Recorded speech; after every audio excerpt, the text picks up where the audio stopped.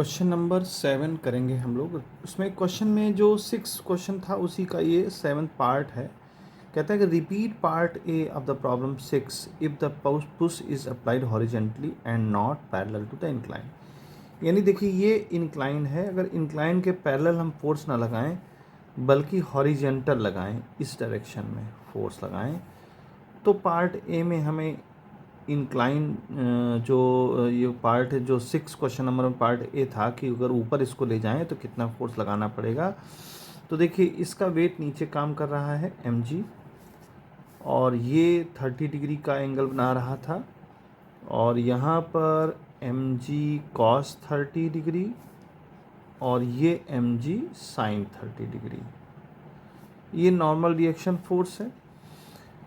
और जब हम इसको ऊपर ले जाएंगे, अच्छा देखिए ये फोर्स हम ऐसे लगा रहे हैं, तो देखिए यहाँ पर ये 30 डिग्री है तो ये 30 डिग्री बनेगा, और जब ये 30 डिग्री बनेगा तो ये 90 माइनस 30 बनेगा, और 90 माइनस 30 बनेगा तो ये वाला 30 डिग्री बनेगा।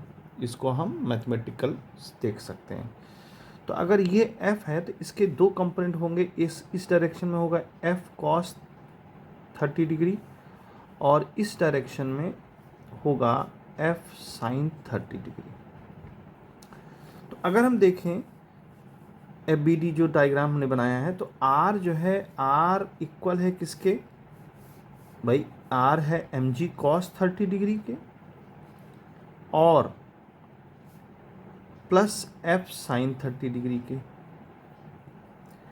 इसी तरह से अगर हम इस वाली इक्वेशन को देखें, यानी इधर के फोर्सेस देखें, तो इस डायरेक्शन में देखिए जब ऊपर जाएगा तो फ्रिक्शन फोर्स इस डायरेक्शन में लगेगा, तो friction force plus mg sin 30, ये एक डायरेक्शन में है, और इस डायरेक्शन में हमारा क्या लगेगा f cos 30 डिग्री। अब हमने दोनों इक्वेशन बना ली, सॉल्व करना है केवल। f जो होता है वो म्यू इंटू आर होता है plus mg sin 30 degree is equal to f cos 30 degree. अब r की वैल्यू यहाँ पुट कर देते हैं, तो म्यू और r की वैल्यू हमने पुट कर दी mg cos 30 degree plus f sin 30 degree plus mg sin 30 degree और f cos 30 डिग्री।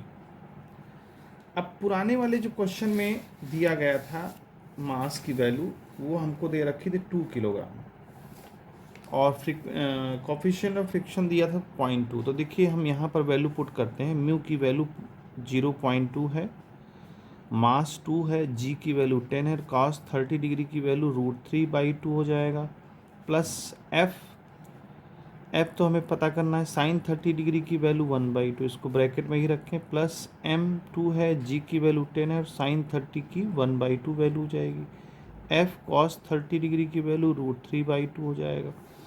सारी चीज़ें हमारे पास हो गई।